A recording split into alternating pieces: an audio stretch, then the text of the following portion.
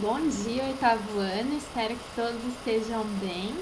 Hoje a gente vai finalizar na nossa aula de ciências o capítulo 9. A gente está falando sobre reprodução sexuada e a gente está falando sobre fecundação e desenvolvimento. Por isso eu peço que vocês peguem o seu livro 2 e abram na página 56. Hoje a gente vai começar falando sobre desenvolvimento embrionário nos animais. Depois a gente vai falar sobre o desenvolvimento pós-embrionário e falar sobre reprodução das plantas, falar um pouquinho sobre como as plantas se reproduzem também.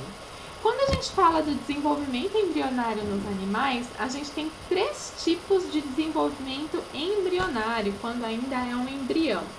A gente tem animais que têm a classificação de desenvolvimento embrionário vivíparo, desenvolvimento embrionário ovíparo e desenvolvimento embrionário ovovíparo.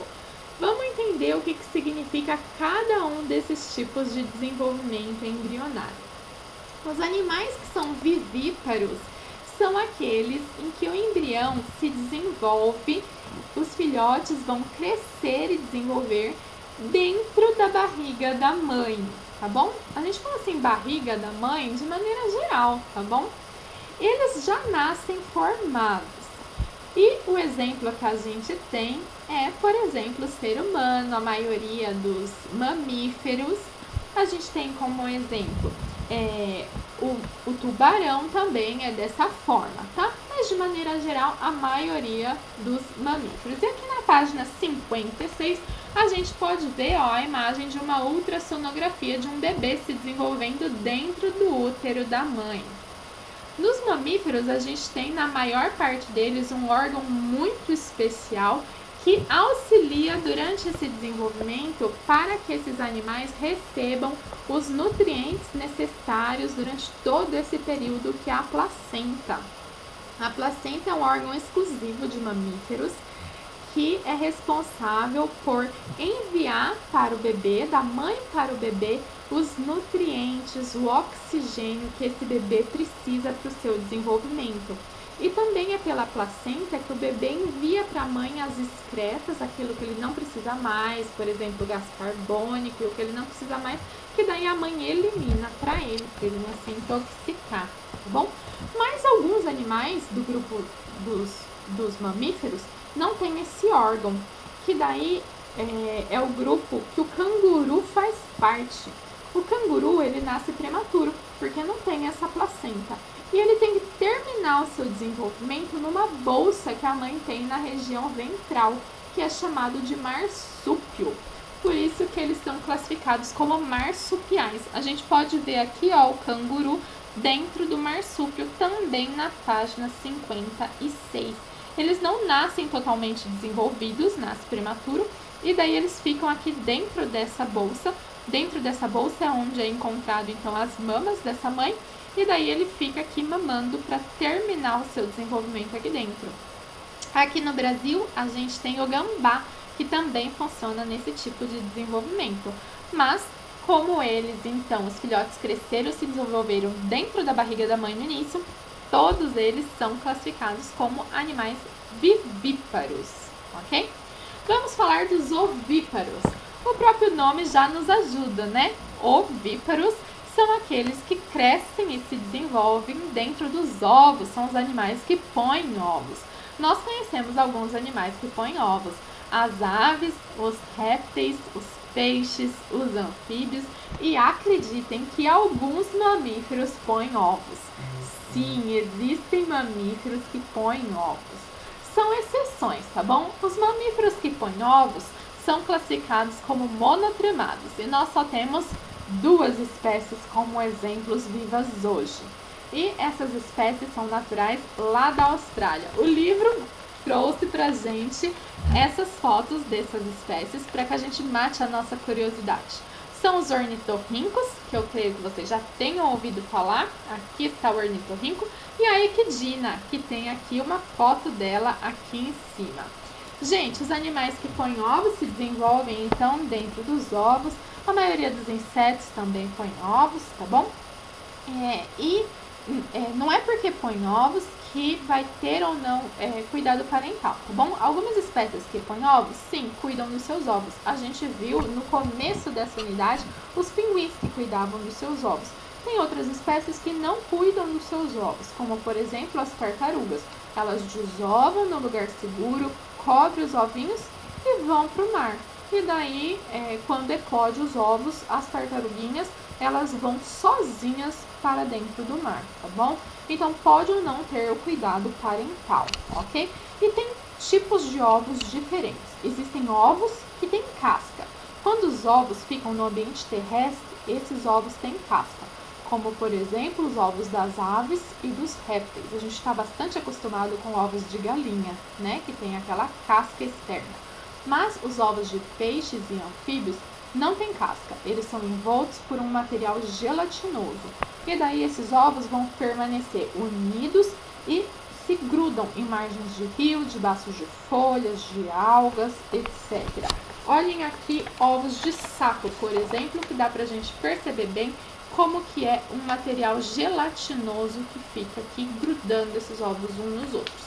Aqui na página 57, e ele traz aqui os ovos de cobra, que é a mesma estrutura dos ovos de galinha que a gente está acostumado, ovos de passarinho, todos são bem parecidos, ok? Só para a gente saber, então, os dois tipos de ovos. Mas, independente do tipo de ovo, é classificado como animal ovíparo. E, por fim, os animais ovovivíparos, né? Ou ovovivíparos, perdão. Os ovovivíparos é uma mistura, né, de ovíparos com vivíparos, e daí fica ovovivíparos. Pois bem, então também é uma mistura. São aqueles que se desenvolvem dentro de ovos, mas esses ovos ficam no interior do corpo até a eclosão. Sim, é dentro do ovo, mas o ovo vai ficar dentro do corpo do pai ou da mãe, tá bom? Então, vamos ver aqui, ó, um exemplo que a gente tem é um peixinho de aquário. Não sei se vocês já tiveram aquário, já viram aquário, mas esse aqui é utilizado bastante em aquário. Olha, na página 58, é o peixe maravilha, ó, peixe arco-íris, perdão, nossa, peixe arco-íris, não sei de onde eu tirei maravilha. Peixe arco-íris, então esse peixinho aqui, pela sua cor, né, que ele tem essa tonalidade assim que meio, ele brilha assim, várias tonalidades dependendo da onde que bate a luz. Ele é laranjado, ele é bem bonito assim para aquário, ele é pequenininho, tem bastante, vende bastante. E daí quando tá grávido fica um barrigão embaixo assim, não sei se vocês já viram, mas lá dentro são vários ovinhos que a fêmea tá carregando. Então são vários ovos que a fêmea guarda dentro do corpo dela. Então é ovo, mas o ovo está dentro do corpo da fêmea. Então por isso eles são classificados como ovovivíparos, tá bom? Então, gente, tem também espécies ovovivíparas. Nós temos exemplos de tubarões que são assim, tá bom? Então são algumas espécies que são classificadas como ovovivíparas. E agora a gente falou do desenvolvimento embrionário.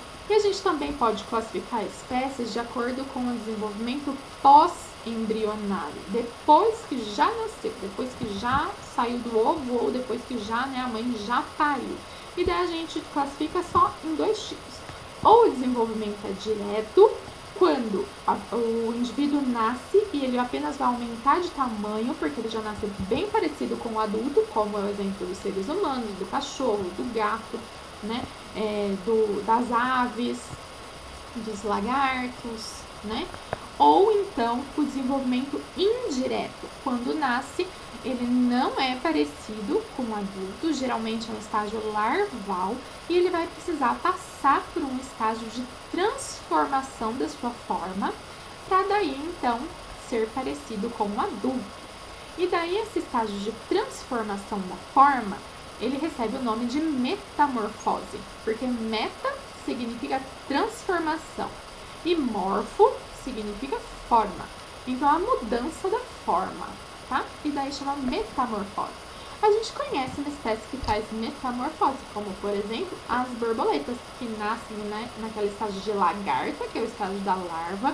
Elas fazem o casulo que é a pupa, e depois nasce a borboleta. A gente falou disso no começo desse capítulo. A gente também tem os girinos, né, os sapos, que é o ovo, daí nasce o girino, passa por toda a transformação da sua forma para daí, então, ser o sapo adulto. Então, esse tipo de desenvolvimento é um desenvolvimento indireto, passa por uma transformação para daí virar adulto, ok? Então, são esses dois. Gente, eu peço que vocês façam o Agora é com você, aqui da página 59, e para encerrar essa aula, vamos falar um pouquinho da reprodução das plantas. Para falar da reprodução das plantas, a gente vai falar de dois grupos de plantas, as gimnospermas, que são os pinheiros, e as angiospermas, que são as plantas com flores. Nos pinheiros, a estrutura reprodutiva são as pinhas, que são conhecidas como cones, ou na ciência ela ganha os nomes de estróbilos. Nós temos as pinhas masculinas e as pinhas femininas.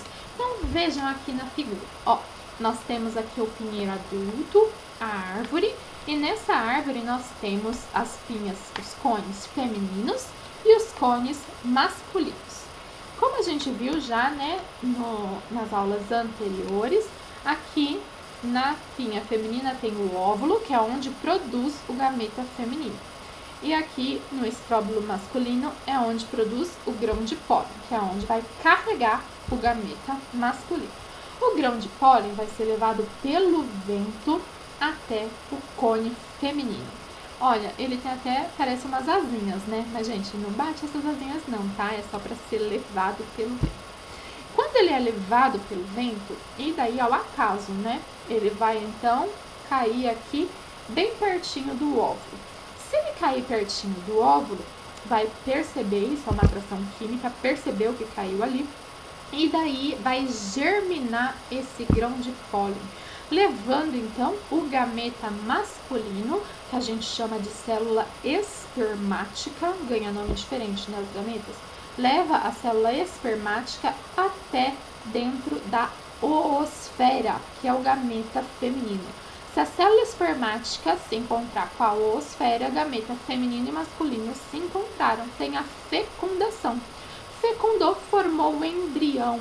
Formou o embrião, em volta do embrião a gente tem a formação da semente.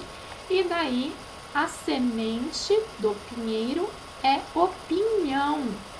Creio que alguns de vocês conhecem o pinhão, já tenham comido pinhão. É aquele que a gente cozinha na panela de pressão para comer. Então esse é o pinhão. E daí se o pinhão cair no chão e germinar, vai nascer um novo pinheiro. Aqui, se vocês virarem na página 60, tem fotos das pinhas masculinas e femininas para a gente ver a diferença. Então, tem dimorfismo sexual dessas pinhas. Olha, as pinhas femininas, elas são mais abertas e as pinhas masculinas, elas são mais compridas e fechadinhas. Creio que vocês já tenham, né, visto pinhas, a gente às vezes usa na decoração de Natal. E as angiospermas são as plantas que têm flores. Para a gente entender um pouquinho da onde são produzidas os gametas das flores, vocês podem acompanhar aqui nessa figura. E eu fiz o desenho um pouquinho maior, mas completamente parecido aí, tá? Só para apresentar aqui para vocês, para ficar mais fácil, tá bom? Aí no livro de vocês tem o nome de todas as estruturas da planta. Eu não pus aqui para não ficar tão poluído, tá bom?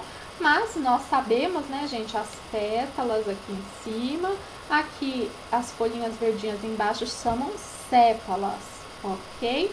E daí a parte reprodutiva que nos interessa é essa aqui do meio, tá bom? Então eu desenhei de laranja, bem aqui no meio, a parte feminina, aqui o símbolo de feminino que a gente já aprendeu. E aqui desse lado, eu só desenhei dois, pode ter mais, tá? A parte masculina. Então, toda a parte feminina a gente chama de gineceu. Lembra que as meninas vão no ginecologista, né? Então, gineceu. E essa parte masculina, o conjunto de todas as partes masculinas, é chamada de androceu, ok? Daí, essa parte aqui, feminina, a gente tem essa parte de cima aqui, que é chamada de estigma. Esse pescocinho aqui, chamada de estilete, E essa parte de baixo aqui é chamado então de ovário. E aqui as bolinhas é aonde ficam os gametas femininos, ok? E daí a parte masculina, a gente tem aqui a antera, que é a bolsinha onde ficam os grãos de pólen. E daí esse cabinho aqui, o cabinho é chamado de filete, ok? E daí tudo isso aqui é chamado de estame, ok? Agora então a gente já sabe onde estão os gametas femininos e os gametas masculinos.